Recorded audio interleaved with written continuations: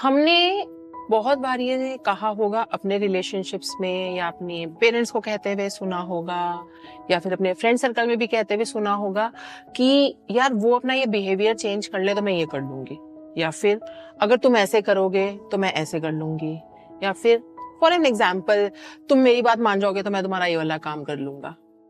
That means somewhere एक इंसान जो है दूसरे इंसान के बिहेवियर को चेंज करने की कोशिश करता है, इररिस्पेक्टिव ऑफ दैट कि हमें अपने ऊपर कंसंट्रेट करना है।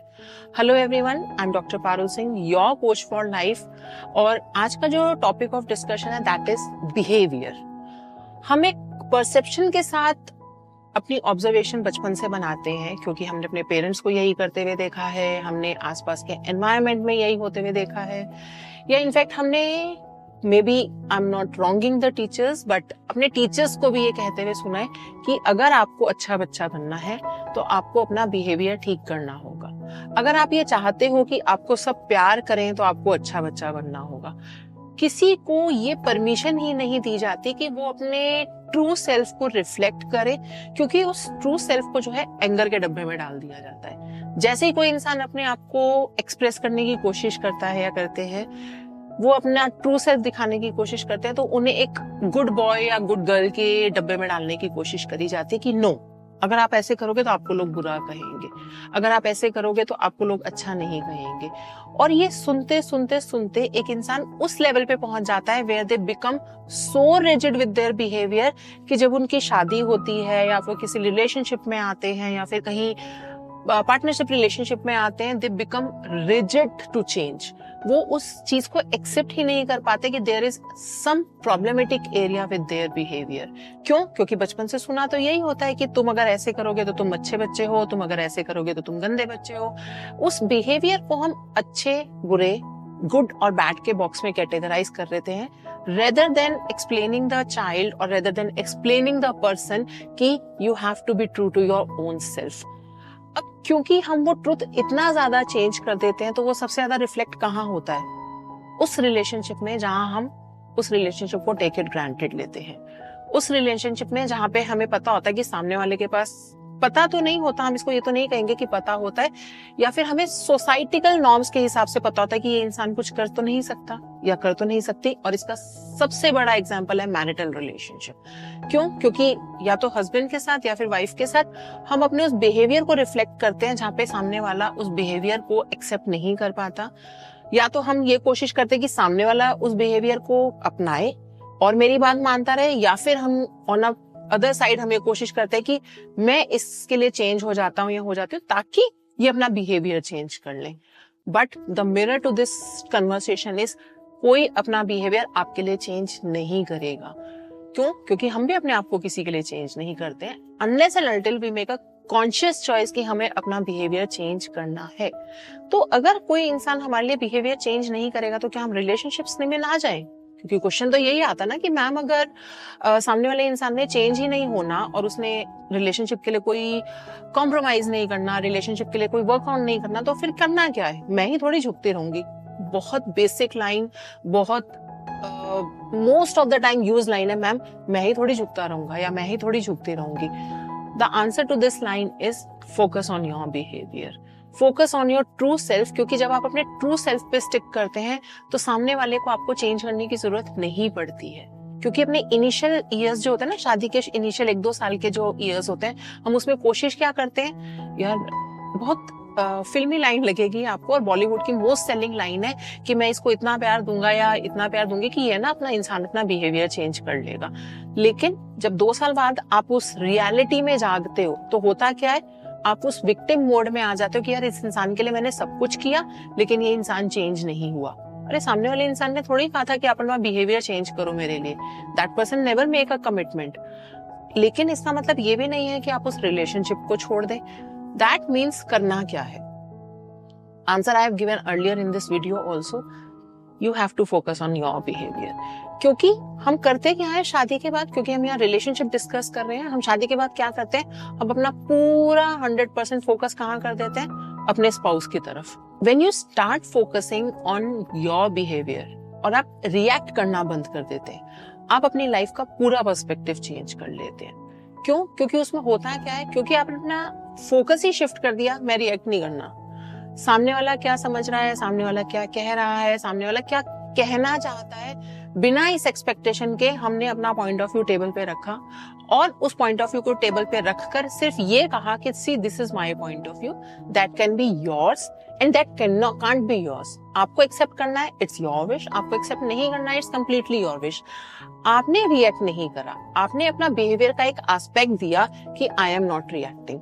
अब क्योंकि आप रिएक्ट नहीं कर रहे हो तो सामने वाला पर्सन डिफेंसिव मोड में नहीं होगा, क्योंकि रिएक्ट नहीं कर रहे हैं। हमारे ब्रेन का एक मैकेनिज्म होता है, जैसे ही सामने वाला रिएक्ट करेगा मैं डिफेंसिव मोड में हो जाऊंगी। क्यों? क्योंकि मुझे अपने आप को सेव करना है।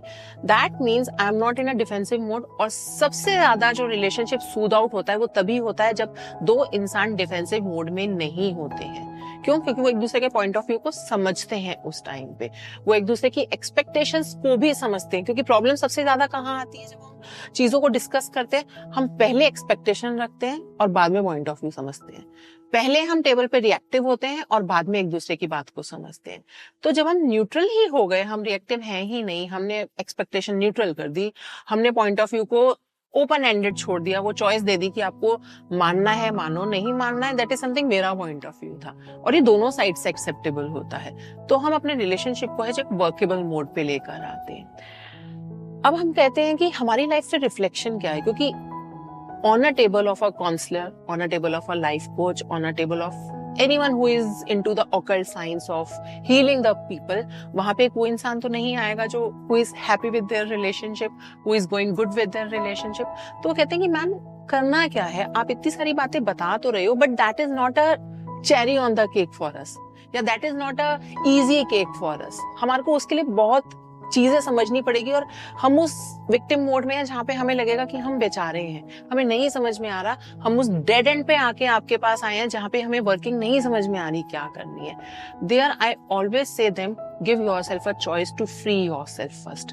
फ्री होने का मतलब यह है कि पहले आप अपने आप को अपनी एक्सपेक्टेशन से और अपने बिहेवियर से फ्री करो, रेदर देन अपने स्पाउस से ये कहने की जगह कि तुम्हें ठीक होने की जरूरत है, तुम्हें चीजों को समझने की जरूरत है, तुम्हें सही, तुम गलत हो, मैं सही हूँ। हमें इस कन्वर्सेशन में जाना ही नहीं है। हमारे इनिशियल कन्वर्सेशन के टॉपिक यही होते हैं कि हमें इस कन्वर्सेशन में नहीं जाना है कि सामने वाला सही है या नहीं है। हमें इनिशियली सिर्फ और सिर्फ इस कन्वर्सेशन में जाना है कि मैं अपने बिहेवियर को ठीक करूं, मैं अपने एस्पेक्ट को ठीक करूं। हो सकता है आपका ऑलरेडी एस्पेक्ट ठीक हो सकता है आपका ऑलरेडी बिहेवियर ठीक हो, लेकिन सामने वाले के बिहेवियर को ठीक करने के लिए आप उस लेवल पे भी तो गिरे होंगे, आप भी तो उस लेवल पे नीचे गए होंगे जहां आपने अपने आप को लेट डाउन किया होगा, आपने अपने सेल्फ वर्थ को डाउट किया होगा, आपने उस रिएक्टिव मोड में एंटर किया होगा जहां पे आप उस पॉइंट पे जाके टिक गए, वहां से हिले नहीं। तो क्योंकि पहले हम अपने बिहेवियर को ठीक कर रहे हैं, हम अपने एस्पेक्ट को ठीक कर रहे हैं, तो उससे मेरा पर्सपेक्टिव चेंज होगा, और क्योंकि मेरा पर्सपेक्टिव चेंज हो रहा है तो मेरे साथ ट्यून इन कौन करेगा, जो खुद अपना पर्सपेक्टिव चेंज करना चाहेगा। तो वहां से रिलेशनशिप सॉर्ट होने शुरू होते हैं, क्योंकि मैंने अपना पर्सपेक्टिव चेंज किया, मैं उस ट्यून इन में आया, मैंने वो ट्यून इन किया अपनी वाइब्रेशन को, जहाँ पे कि मेरा स्पाउस मुझे समझेगा, मेरी स्पाउस मेरे से ये कहेगी कि हाँ you were right and I have to change myself and yes this is as easy as I am saying, क्योंकि ये एक मैजिक ही है जहाँ पे आप अपनी वाइब्रेशंस को चेंज करके सामने वाले से हर वो बात मनवा सकते हैं जो आप मनवाना चाहते हैं, and that come under the positive vibration check. आपने क्योंकि अपने आप को चेंज कर लिया, आपने अपने बिहेवियर एट्रीब्यूट्स को चेंज कर लिया, तो मेरा फोकस कहाँ चला गया, मेरे ऊपर। मेरा फोकस मेरे ऊपर है तो मैं चेंज किसे करना चाहूंगी, अपने आप को। अब क्योंकि मुझे अपने आप को चेंज करना, तो no matter what my another person doing in front of me, that person can be my wife, that person can be my husband, that person can be my business partner or maybe any of the colleague। वो अपने आप, अगर उन्हें मेरी vibration के साथ tune in होना है तो उन्हें अपने आप अपनी वाइब्रेशन को चेंज करना ही होगा, और अगर उन्हें ट्यून इन नहीं होना, that means somewhere that person is not for me, that person is not good for my vibrations. और मे बी हम उस पर्सन को अगर गुड और बैड के पर्सन में कैटेगराइज ना भी करें, that person is not for my emotional health. जिस दिन आपने ये डिफरेंशिएशन समझ लिया कि who is good for your emotional health and who is not good for your emotional health, आप अपना बिहेवियर एट्रीब्यूट रिस्ट्रिक्ट कर ही लेते हो। आप पीपल प्लीजिंग नहीं करते हो, आपको समझ में आ जाता है कि this place is for me and this place is for me है या नहीं है। So guys, if you want to understand कि कहाँ एक बिहेवियर एट्रीब्यूट आता है, कहाँ हम चीजों को समझ सकते हैं, या फिर हम अपने बिहेवियर को मॉड्यूल करके सामने वाले को कैसे अपने बिहेवियर के अकॉर्डिंग मैनिपुलेट कर सकते हैं, जिस which is known as a positive manipulation, you can contact me given on the given number on the screen, and I just keep on updating few videos relating to the human behaviour. I think I have updated these videos in the past, जहां पे हम human behaviour को discuss करते हैं, उनके brains को discuss करते हैं, how to respond to their behaviour attributes, उन चीजों को डिस्कस करते हैं. Just scroll my past videos and you will come to know that how we do these things.